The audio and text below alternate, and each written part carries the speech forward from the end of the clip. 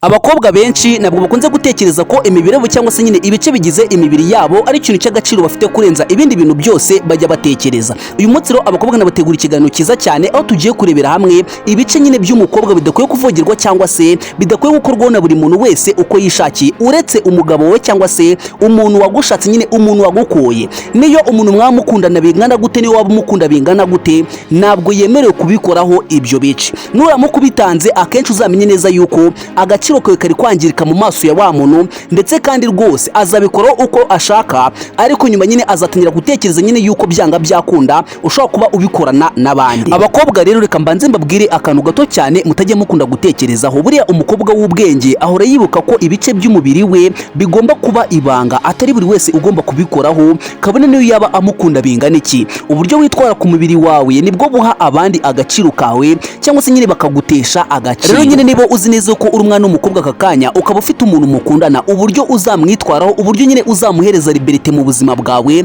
nibyo bizagena agaciro kawe nibyo bizatuma kiyongera cyangwa se kakagabanuka imbere ye. Njya nkunda kubwira abakobwa ngo buriya mwebwe mumeze nka zahabu nuko mutabizi. Buriya ikintu cyose kiba kigize zahabu kiba ari cy'agaciro. Nawe tekereza neza ku mukobwa, hera ku mutwe umanuka ugere ku birenge urebe ibice byinshi afite by'agaciro abasore cyangwa se abagabo nyine baba bifuza gukoraho uko bashaka. Nawe bitekereze neza niba uri umwana w'umukobwa. Bisobanuye iki rero? Igihe cyose zahabu uyitunze nyine uyikoresha uko ushaka rimwe na rimwe utangira kubona yuko nyine zahabu ari ibintu bisanzwe. Buriya iyo umuntu nyine akennye gutunga zahabu biramugora ariko iyo yamaze kuyifatisha mu biganza akenshi atangira kubona nyine yuko zahabu ari ikintu gisanzwe nyine nta gaciro gifite. Bisobanuye iki rero? Niba uri umwana w'umukobwa umuntu mukundana aka kanya ntabwo ari umugabo wawe. Icyo kintu uzabanze ucyumve. So rero nyine wenda kuba utekereza yuko wenda umuntu mukundana aka kanya ashobora kugenda kubera yuko wenda wanze kumukorana ibintu runaka, ndakubwiza ukuri uribeshya cyane. Wabikora utabikora azagenda n'umunini bari umuntu ufite umutima wo kugenda. Icyo kintu uzacyumve.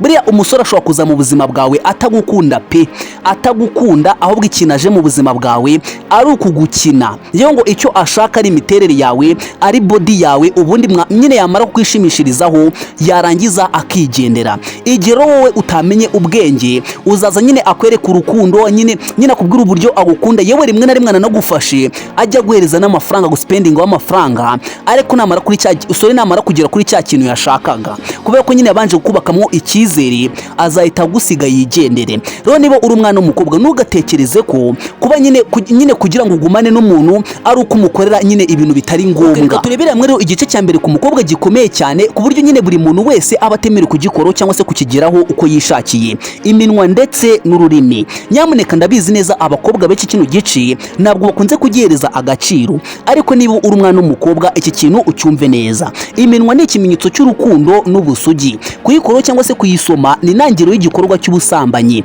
Kwemera umuntu utari umugabo wawe kuyikoraho bishobora gutuma wumva umunezero mwinshi ukarangira wifuza kurenga imbibi. Ese kino kintu wacyumvishe neza? Niba uri umwana w'umukobwa iminwa yawe ni ikimenyetso cy'urukundo rw'ukuri ndetse n'ubusugi. Nuramuka usomanye n'umuntu uko ushaka uzamenye neza ko azatatangiye gutekereza ko byanga byakunda utakiri isugi. Iki kintu cyumve neza.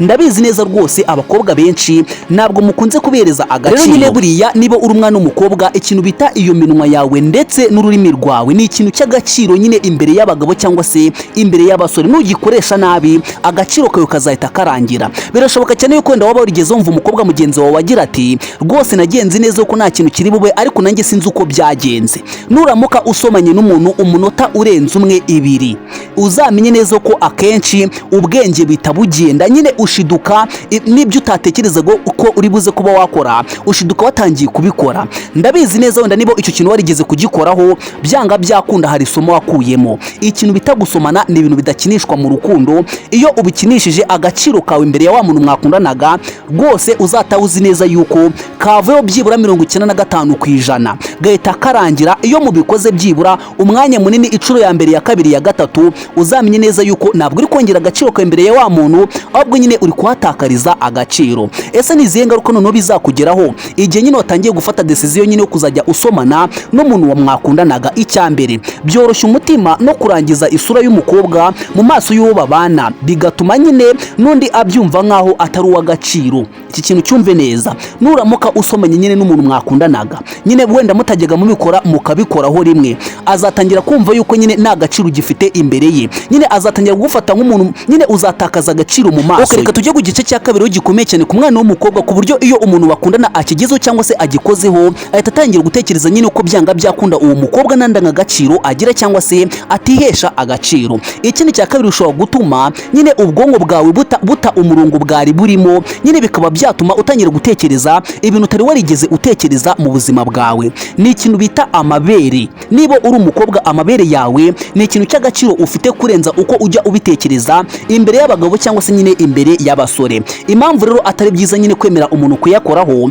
buriya amabere ni ikimenyetso cy'ubwiza n'ubugore kandi ni igice cy'igitsina. Kuyemera umuntu kuyakoraho ni nko gutanga uburenganzira ku buzima bwawe bwite. Ese iki kintu uruhura cyumva neza?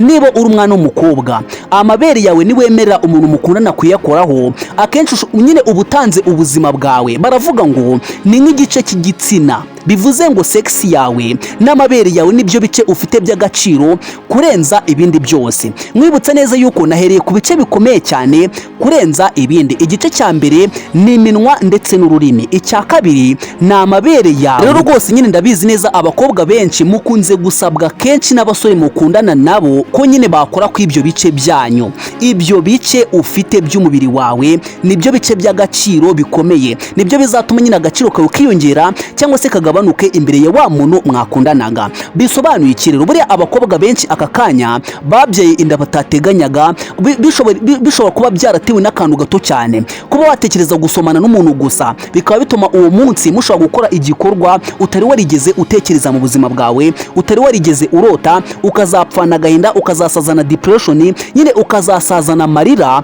kubera akantu gato cyane wakinishije. Bino bice ndi kukubwira ntabwo bikinishwa gukorwaho. Umuntu nabikoraho uzamenye neza yuko watanze igice kimwe cy'ubuzima bwawe ariko mu buryo nyine butagaragara. Iki kintu uzacyumve neza. Ese ni izihe ngaruka zizakugeraho noneho igihe wemereye umuntu kugukorera ku mabere? Bituma akenshi umubiri w'usore ugera ku rwego rwo gushaka gukora imibonano bikakurinda kwifata.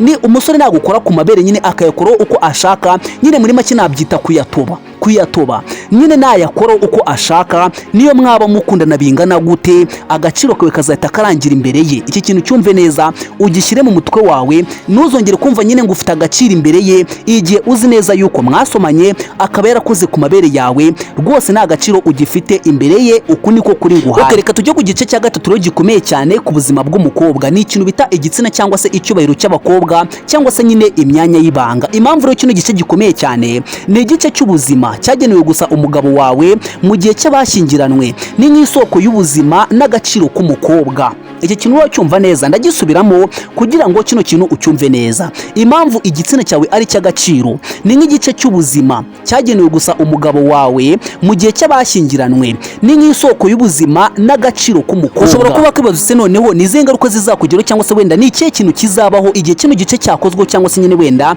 igihe nyine wenda cyashyizwe ahagaragara.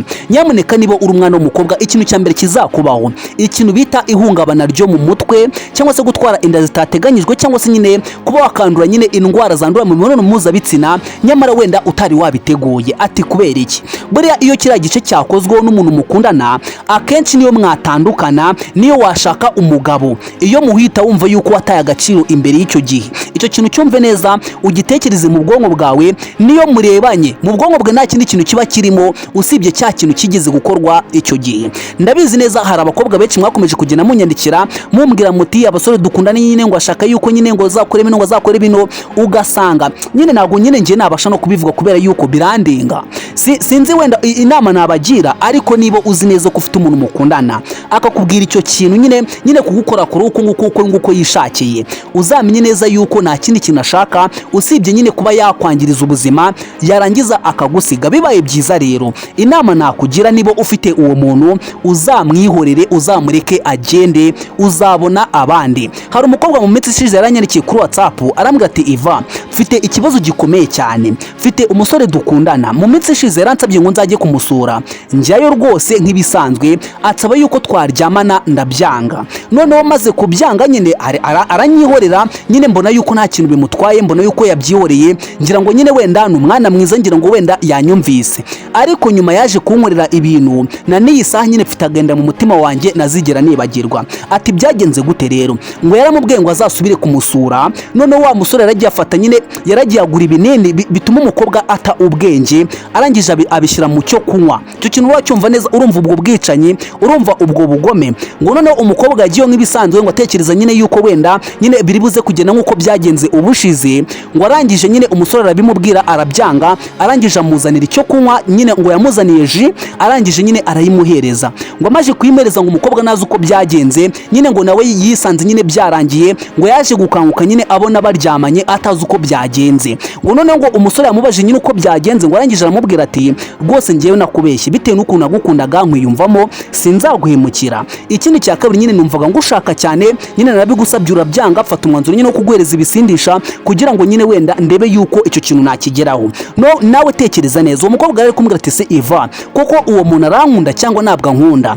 Ngiye ku ruhande rwanjye, uwo ngo ntabwo aba ari umukunzi, uwo ngo rwose ushaka wamwihorera. Nubwo icyo kintu kiba cyarabayeho, ariko ngiye nkunda kubwira abo bakobwa ngo burya gukosa si ikosa, ahubwo ikosa ni ukudakosora amakosa. Inama nakugira ikomeye cyane, niba uri umwana w'umukobwa, mbere yuko wenda nkomeza n'ikiganiro cyacu, nubona umuntu mukundana atari guhereza agaciro igitekerezo cyawe, ukabona nyine ashaka kugufosinga, ukabona nyine wenda niba gusabye ikintu runaka, ukabona mu gihe ucyanze, ukabona arivumbuye, ukabona aragiye, ni ukuri uwo muntu ntabwo agukunda pe, niko kuri guhari. Nyine ikintu agushakaho ni icyo ngicyo nyine akeneye, nyine nicyo cyatumye agukunda. Bisobanuye iki rero? Umuntu nimukundana agatangira kugufata nk'umucakara, agashaka kuzajya nyine aza kwaplikaho ibintu runaka nyine wumva udashaka, uyu muntu uzamureka agende pe, kuko ejo nimunabana nyine kubera ko umukunda, akenshi wowe uzicuza, uzasazira mu gahinda. Rwose ndakubwiza ukuri, uyu muntu ntabwo azashobora kukwihanganira igihe mwagiranye ibibazo. Reka tujye ku gice cya kane gikomeye cyane ku mwana w'umukobwa, ku buryo nyine wenda iyo kigezweho cyangwa se wenda iyo gikozweho byanga byakunda, hariho igihe nyine ashiduka atangiye gukora ibintu atatekerezaga. Ni ikintu bita ibibero cyangwa se amatako. Impamvu rero kino gice gikomeye cyane, ibibero biri hafi y'igitsina kandi biroroshya ubushake. Niyo ngo ibibero byawe biri hafi nyine y'ahantu sex yawe iherereye. Bisobanuye ngo iyo umusore nyine atangiye kuhakora, byanga byakunda mu mutwe n'ahandi hantu ushobora guhita hakurikiraho usibye nyine kuri sex yawe. Bisobanuye iki rero? Ugomba kwenda cyane yuko umuntu mukunda cyangwa se wenda nyine umuntu wese muziranye akora ku icyo gice, kubera yuko bishobora gutuma nyine utakaza agaciro cyangwa se wenda utakaza icyizere yakugirira. Ndabizi neza rero nutangiye kwibaza uti se Iva, ni izihe ngaruka zizakugeraho igihe nyine kino gice cyatangiye gukorwa cyangwa se nyine wenda igihe wagitanzeho uburenganzira? Ingaruka ya mbere, bitera ubushake bwo gukora imibonano, bigatuma nyine wica umwanzuro wo kwifata. Nubona umusore nyine yagize ku bibero byawe, ukabona nyine ari kugukorakora ku matako, uzamenye neza ko 95% ikintu kiri buze kuba cyakubaho ni ugutakaza ubwenge, ugashiduka nyine uri kwemera gukora n'ibyo utari watekereje, cyangwa se wenda ugashiduka ageze aho utatekerezaga. Soro ugomba kwenda cyane igihe cyose uri kumwe n'umukunzi wawe, kugira ngo ugumane agaciro kawe, ni wowe uzabigiramwo uruhare. Igice cya gatanu rero ni ikintu bita amabuno cyangwa se nyashi mu ndimi nyine mu ndimi z'urubyiruko cyangwa se z'inkunda rubyino. Ikintu bita taye yawe y'inyuma, ubwiza bw'inyuma nyine muri makeya. Uzamenye neza yuko buriya abagabo niba hari ikintu cya mbere babona ku mukobwa, ni ikintu bita ikibuno. Uko waba ungana kose, nushaka kuba ugifite ari kinini cyangwa atari kinini, upfa kuba icyo gice nyine kikuriho ugifite. Umuntu mukundana igihe cyose nyine yifuje kugikoraho, nyamuneka ntuzatume agikoraho. Kubera iki rero? Buriya amabuno ni igice kinogeye abagabo cyane mu miterere, gukorwaho bishobora gutera irari rikomeye. Buriya nubona umugabo avuga ngo nkunda umukobwa umeze gutya, nkunda umukobwa ufite nyashi, nkunda umukobwa umeze gutya, uzamenye neza ko uwo mugabo akenshi ntabwo aba mukunze, ahubwo bamugirira irari. Tujye dutandukanya ikintu bita gukunda no kugira irari. Kuba umuntu umugirira irari ntabwo bivuze ko wamukunze. Nyine ikintu umushakaho ni icyo ngicyo, ariko akenshi kirangiye nyine biba birangiriye aho ngaho. Ese ni izihe ngaruka nyine zizakugeraho igihe umukobwa nyine batangiye kumukorakora kuri icyo gice? Ingaruka ya mbere izakugeraho nyine igihe wemereye umuntu mukundana yuko wenda akora ku icyo gice cyawe, icya mbere uzatakaza agaciro imbere y'uwo muntu. Ikindi cya kabiri, icyubahiro cyawe kizahita kirangira. Ikindi cya gatatu, azatangira kugufata nyine nk'umuntu wo kwishimishirizaho gusa.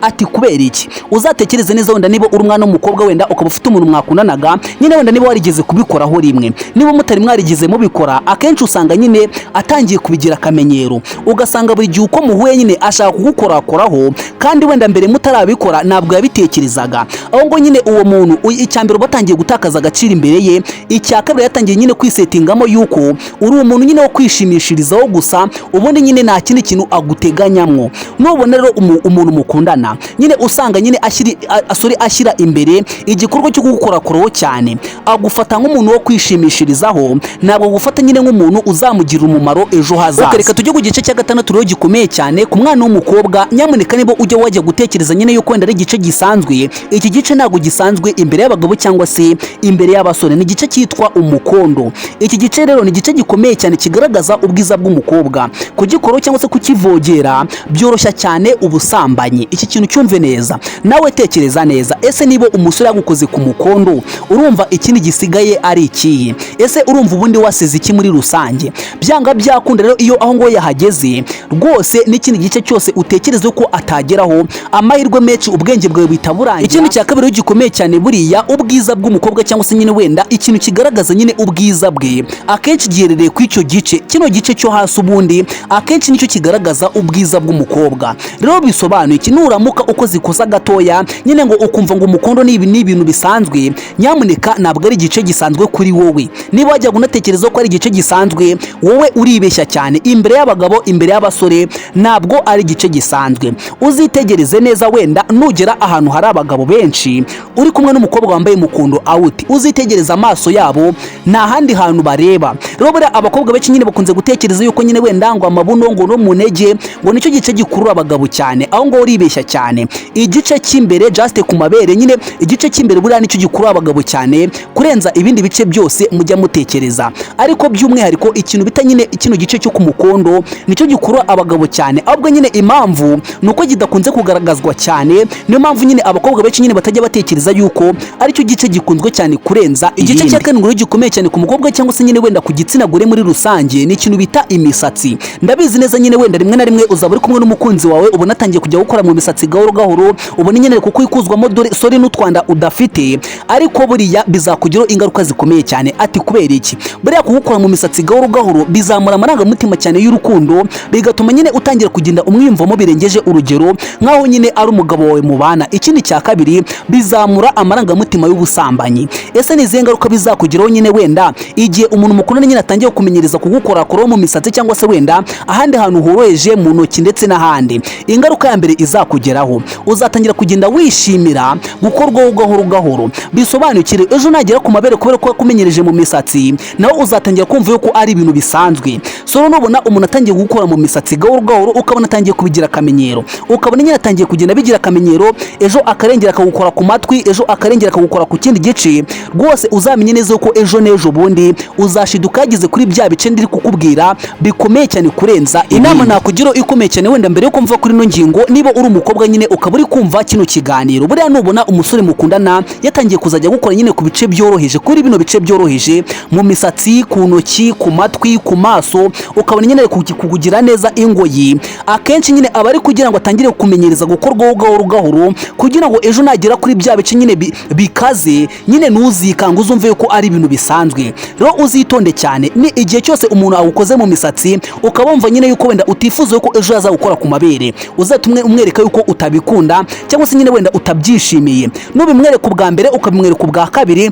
azahita abona yuko rwose utabikunda. Bisobanuye iki rero? Ejo noneho ahita gutekereza ko ejo nyine yibeshya agashaka kugukora ku kindi gice kidasanzwe, rwose wamumerera nabi cyane. Reka tujye ku gice cya munani gikomeye cyane, gikunze nyine gutera irari cyane abagabo cyangwa se nyine wenda iyo umugabo agikozeho byanga byakunda. Niba uri umwana w'umukobwa ushobora gushiduka nyine nawe watangiye kwiyumvamo ibintu utatekerezaga, nyine bya bindi dukunze kuvuga ngo imisemburo y'umubiri nyine itangira gukora cyane ugereranyije wenda nuko mbere wari umeze. Ni igice cyitwa ijosi. Ndabizi neza ijosi nyine abantu benshi nako bakunze kurihereza agaciro, ariko niba wenda hari umuntu wigeze kurikinisha muri kumwe umukunda bya nyabyo, nyine umwiyumvamo byanga byakunda, ntabwo haba harabuze nyine ikintu wiyumvamo muri wowe gihindutse kidasanzwe. Bisobanuye iki rero? Izosi ntabwo rikwiye gukinishwa kubera ko akenshi rizamura amarangamutima. Nyine ni igice kigira amarangamutima menshi ku buryo nyine iyo umuntu ari kugukoraho uba wumva nyine utazi ukuntu biriho bigenda. Buriya rero abakobwa benshi mbigishe akantu kenshi mutazi, ushaka ko umusore apfa mu mutwe vuba vuba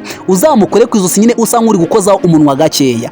Ndakubwiza ukuri uzaze umbwire uko byagenze, ariko sindi kugushora kubera ko ushobora kujya kubikora ugatakaza agaciro kawe. Ikindi cya kabiri nyine bigatuma wa muntu ugiye kubikorera atangira gutekereza nyine yuko byanga byakunda ushobora kuba wenda nyine utoroshye muri makeya. Uzabyirinde cyane, ntabwo ari byiza, ariko ku bagabo nyine ndabizi neza yuko icyo gice nyine iyo ukimukozeho byanga byakunda nyine ibyumvo byiwe by'umubiri bihita bihinduka cyane. Soro niba uzi neza ko uri umwana w'umukobwa, ntuzatume rwose umusore nyine akumenyera kugera ku rwego nyine wumva yuko nawe rwose watakaje agaciro imbere. Muri rusange rero ibice byose bidakwiye gukorwa cyangwa se nyine wenda bidakwiye kuvogerwa na buri muntu wese, yewe niyo waba umukunda bingana gute. Igice cya mbere ni iminwa ndetse n'ururimi, igice cya kabiri ni amabere, igice cya gatatu ni igitsina cyangwa se icyubahiro cy'abakobwa, igice cya kane ni ibibero, igice cya gatanu ni amabono cyangwa se nyine icyo mukunze kwita ngo ni nyashi, igice cya gatandatu ni imisatsi, igice cya karindwi ni ijosi, igice cya munani nicyo twita umukondo. Umwanzuro cyangwa se wenda inama nagira abakobwa muri rusange, kwinda si ugushaka kugaragara nk'umunyantege nke,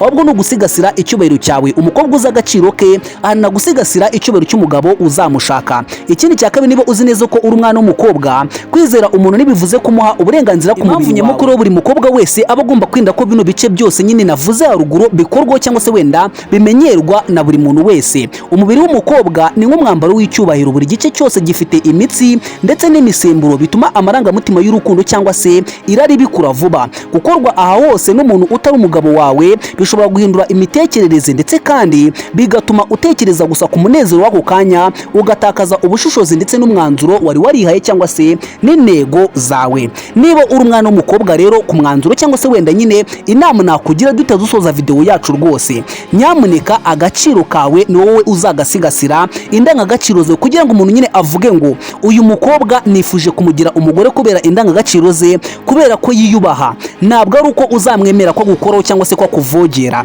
ahubwo amahame washyize ku buzima bwawe, nyine imyanzuro washyize ku buzima bwawe nizo zishobora gutuma nyine umugabo cyangwa se umusore abona yuko uri umukobwa usobanutse ndetse kandi uri umukobwa uzi kwifatira imyanzuro ndetse n'ibyemezo.